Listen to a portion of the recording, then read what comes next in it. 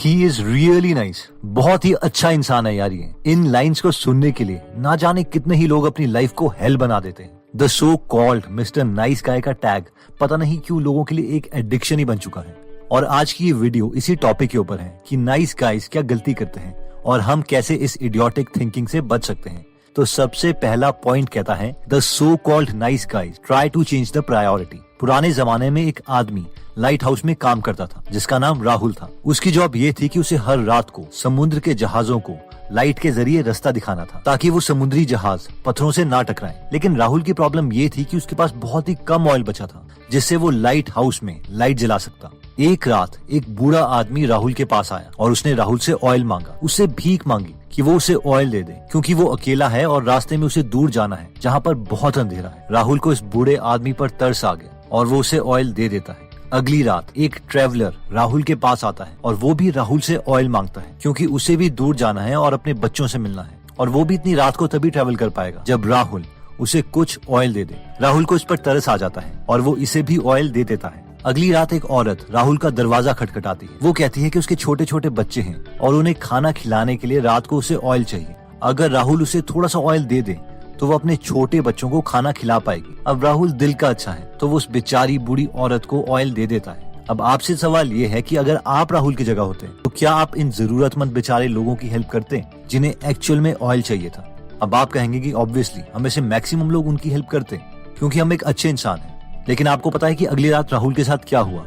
राहुल के पास ऑयल ही नहीं बचा जिसकी वजह से उस रात जितनी भी शिप्स वहाँ से गुजरी वो सब पत्थरों से टकरा गई क्योंकि पहले जमाने में लाइट से ही डायरेक्शन देखी जाती थी और लाइट जलाने के लिए राहुल के पास कोई ऑयल नहीं बचा था। अब ऑब्वियसली ये एक फिक्शनल स्टोरी है जिसे रॉबिन शर्मा ने अपनी book who will cry when you die में बताया था। लेकिन ये स्टोरी एक बहुत ही इंपॉर्टेंट कॉन्सेप्ट को बताती है कि जब हम अपनी चीजों को प्रायोरिटाइज नहीं करते तो हम ये नहीं कह सकते कि हम एक नाइस गाय हैं क्योंकि हमने अपनी जॉब को ही पूरा नहीं किया। एक सोल्जर ये नहीं कह सकता कि मैंने लोगों को बॉर्डर क्रॉस करने दिया क्योंकि उन्हें जरूरत थी। हमें अपनी ड्यूटी परफॉर्म करनी ही चाहिए चाहे फिर कई लोगों को बुरा ही क्यों ना लग जाए। नेक्स्ट पॉइंट कहता है the so called nice guys help their family for instant gratification and not for their long term benefit. ये पॉइंट मैंने बहुत बार देखा है कि कोई पेरेंट टीचर से रिक्वेस्ट करते हैं कि हमारे बच्चे को पास कर देना, या फिर इवन की ऐसे केसेस भी मैंने देखे हैं जहां पर पेरेंट्स कह रहे हैं कि हमारे बच्चे को एग्जाम में चीटिंग करने देना। अब कोई नॉर्मल इंसान ऐसी सिचुएशन देखेगा तो वो कहेगा हाँ यार तो क्या हुआ,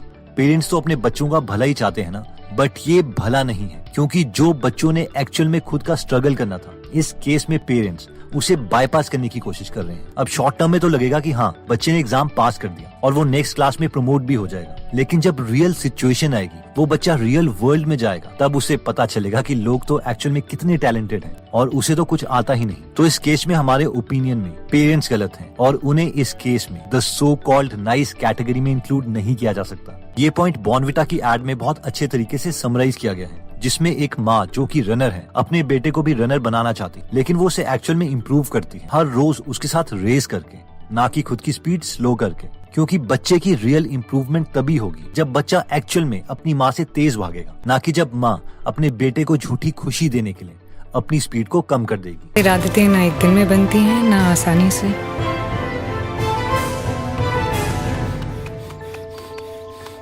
तो जिस दिन वो मुझे हराएगा मैं जीत जाऊंगी।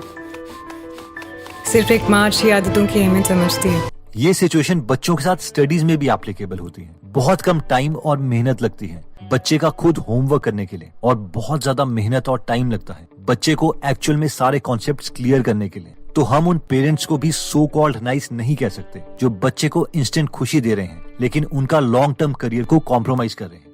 नेक्स्ट पॉइंट कहता है कि नाइस गाइज आर डिसऑनेस्ट। अब ये पॉइंट बहुत से लोगों को बहुत अजीब लगेगा कि नाइस गाइज कैसे डिसऑनेस्ट हो सकते, वो तो बहुत ही ऑनेस्ट इंसान होते हैं। चलिए इमेजिन कीजिए कि आप बहुत ही इंपॉर्टेंट प्रेजेंटेशन देने के लिए जा रहे हैं। ये प्रेजेंटेशन आपके लिए बहुत ही इंपॉर्टेंट है। अगर ये प्रेजेंटेशन ठीक रही तो आपको आपके करियर में बूस्ट मिल सकती है और अगर इस प्रेजेंटेशन में कुछ गड़बड़ी हुई तो आपका बहुत मजाक भी बन सकता है क्योंकि उस प्रेजेंटेशन में सारी ऑडियंस बहुत इंटेलेक्चुअल है। अब ऑब्वियसली आप कोई रिस्क नहीं लेना चाहते इसलिए आप प्रेजेंटेशन से एक दिन पहले अपने बेस्ट फ्रेंड को कॉल करके बुलाते हैं क्योंकि आप उसे प्रेजेंटेशन दिखाना चाहते हैं, उसका रिव्यू लेना चाहते हैं। अब वो आपकी बात मान जाता है और आपकी प्रेजेंटेशन सुनने के लिए आपके घर आता है। आप उसे आधे घंटे तक प्रेजेंटेशन देते हैं और बाद में उसका फीडबैक पूछते हैं।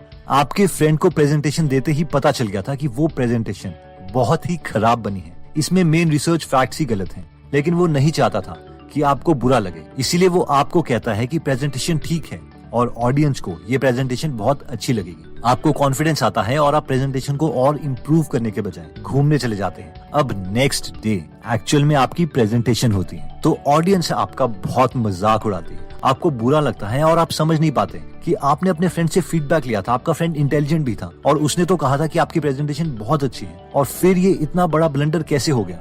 आपके लाइफ की मेन अपॉर्चुनिटी आपके हाथों से निकल गई। आप अपने फ्रेंड से पूछते हैं और वो कहता है, यार मुझे पता था तेरी प्रेजेंटेशन अच्छी नहीं बनी, लेकिन मैं नहीं चाहता था कि तुझे बुरा लगे। अब इस स्टोरी में आपका फ्रेंड एक so called the nice guy है, क्योंकि वो नहीं चाहता था कि आपको बुरा लगे, इसीलिए उसने आपको जेन्युइन फीडबैक नहीं दिया। हो सकता था कि अगर आपका फ्रेंड आपको जेन्युइन फीडबैक देता तो आप प्रेजेंटेशन ठीक कर लेते। इस कैटेगरी के फ्रेंड्स को हम एक्चुअल में नाइस गाय नहीं बोल सकते, क्योंकि बेशक ऐसे सो कॉल्ड नाइस गाइज हमें थोड़ी देर के लिए खुश कर देते हैं अपने झूठे फीडबैक से, बट फाइनली ये बहुत बड़े डिजास्टर्स को लीड करता है। नेक्स्ट पॉइंट कहता है कि नाइस गाइज अवॉइड कॉन्फ्लिक्ट। मेरे एक पड़ोसी हैं जिनका 7 साल का एक बेटा है। मैं थोड़े दिन पहले उससे मिला था और उसके सारे दांतों में कैविटी लग गई थी। I mean, पूरे के पूरे फ्रंट दांत सड़ चुके थे। वो छोटा बच्चा बड़ा ही क्यूट था, इसलिए मैंने उससे पूछा कि क्या आप मीठा खाते हो। पहले उसने कहा नहीं, फिर उसने कहा हाँ, सोने से पहले 2 चॉकलेट्स। मैंने कहा और आपके मम्मी आपको ब्रश करने के लिए नहीं कहते? और उसने कहा कहते तो हैं, लेकिन मैं रोने की एक्टिंग करता हूँ, इसलिए वो मुझे कुछ नहीं कहते। वो मुझे बहुत प्यार करते हैं ना।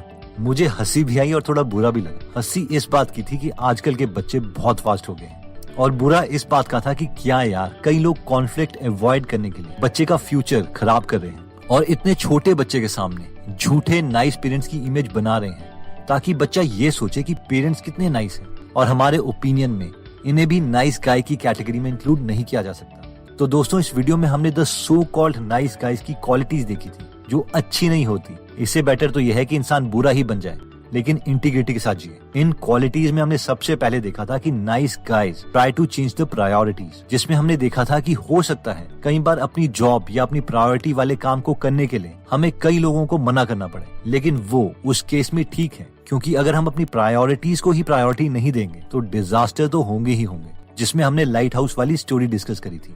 फिर हमने देखा था कि नाइस गाइज अपने फ्रेंड्स और फैमिली मेंबर्स को इंस्टेंट ग्रेटिफिकेशन देना चाहते हैं, ना कि एक लॉन्ग टर्म बेनिफिट, जिसमें हमने पेरेंट्स का एग्जाम्पल देखा था और बॉर्नविटा की एड के बारे में डिस्कस किया था। फिर हमने डिस्कस किया था कि नाइस गाइज आर डिसऑनेस्ट, यानी कई बार वो जेन्युइन फीडबैक नहीं देते ताकि उनके दोस्तों को बुरा ना लग जाए, लेकिन बेटर यही रहता है कि किसी को शुगर कोटेड बातें बोलने से बेटर ये है कि हम उन्हें रियलिटी अभी बता दें ताकि वो अपनी गलतियों पर काम कर सके। नेक्स्ट पॉइंट में हमने देखा था कि nice guys try to avoid conflict, जिसमें हमने एक पेरेंट की स्टोरी देखी थी, जिसमें पेरेंट्स अपने बच्चे की जिद के लिए उसे हर रात चॉकलेट ऑफर कर रहे हैं और उसके झूठे रोने की एक्टिंग की वजह से उसे ब्रश भी नहीं करवा रहे। अगर हम इस बच्चे का फ्यूचर देखें तो हो सकता है कि जब इसके परमानेंट दांत आएंगे तब भी वो उतने ही खराब हो जाएं, जिसकी वजह से वो स्माइल करते हुए भी शर्माएगा, उसके फ्रेंड्स उसका मजाक उड़ाएंगे और मोस्ट प्रोबेबली उसका फ्यूचर में कॉन्फिडेंस भी लो हो जाएगा। इसलिए बेटर है कि अभी बुरा बन लिया जाए, नाइस बनने के चक्कर में बच्चों का फ्यूचर बर्बाद ना किया जाए। अब इस वीडियो में बुरा बनने का मतलब ये नहीं है कि हमें किसी का कत्ल करना है, बट दिस मीन्स